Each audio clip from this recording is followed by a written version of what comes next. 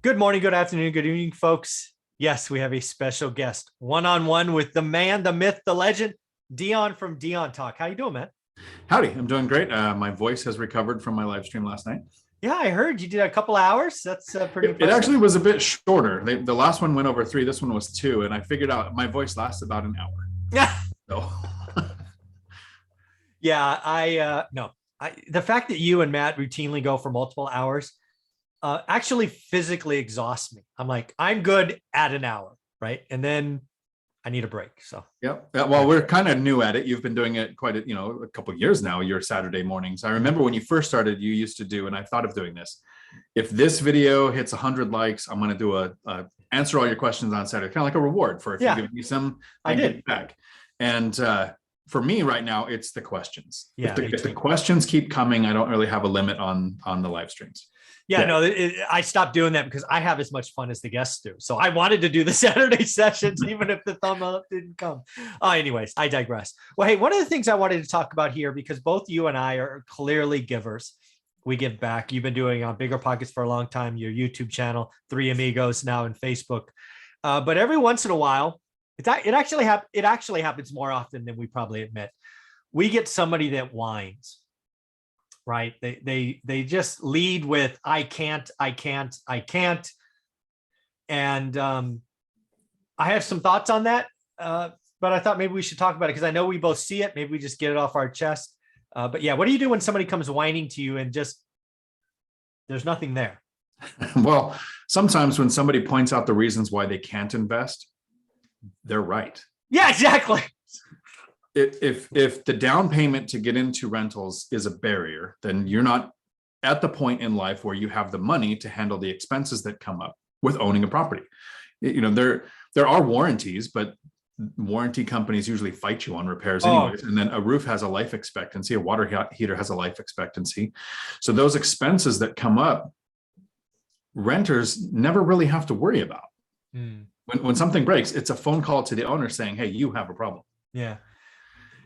So there's a couple of things I really, when I see those, because again, real estate investing, financial freedom, financial independence, retire early, FIRE movement, all of these things are marketing. And I get it, right? It's what I did for 20 years.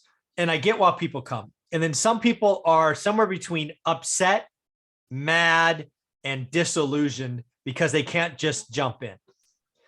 Sometimes that is I want to just tell you, like you said, you're not ready yet. But being not ready, it's okay. It's just not ready yet. Right? Maybe if you can't afford a down payment, maybe that's again, I had to go back and look at needs versus wants, and I had to on purpose sacrifice and cut out expenses. Anna Kelly had to leave her big house in Texas and move into a fourplex with kids. Lots of the people that I've spoken with took step backwards. And in today's society with social media, people don't want to go backwards. Everybody I've known who made this went backwards at some level. I don't know what to tell you. It just is.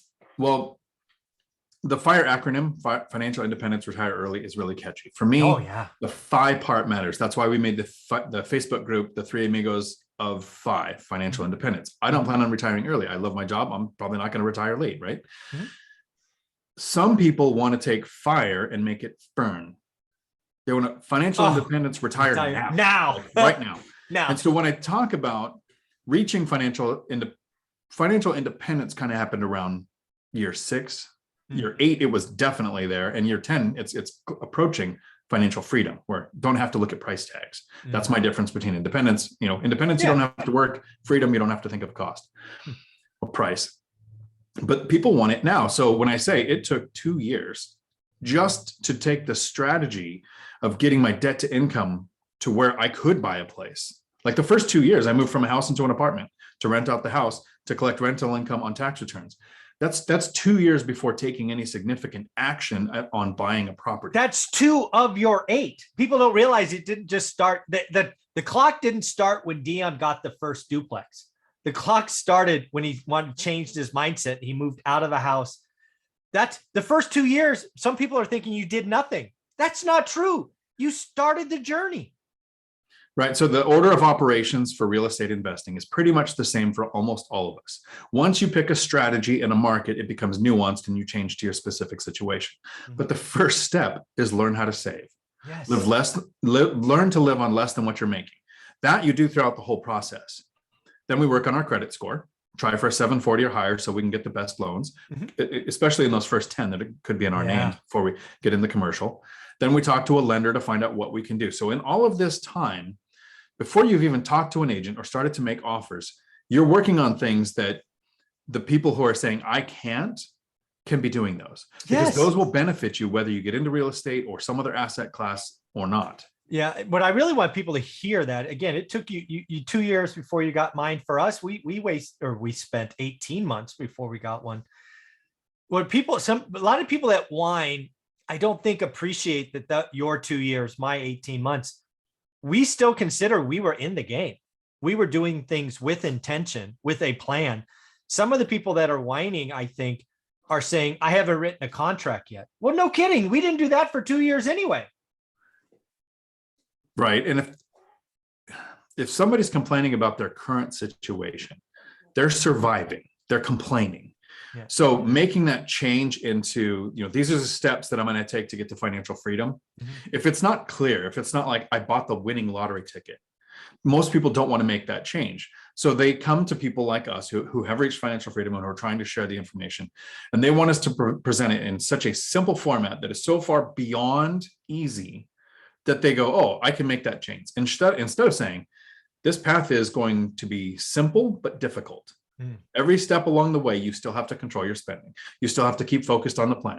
You have to figure out which rabbit you're going to chase, because if you chase 5, you're going to starve. So you've got to pick your strategy and then fine tune it as you go.